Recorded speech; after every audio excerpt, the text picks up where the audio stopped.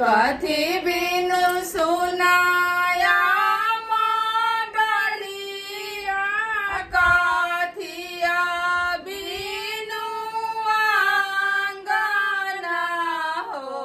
ए मैया कथी बिनु सुना देवा घरवा, देवा घरवा मैया के ना शोभे हो।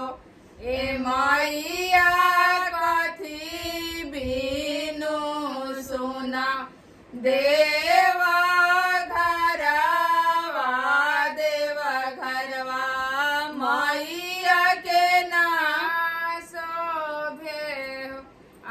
कोइलर बिनु सुना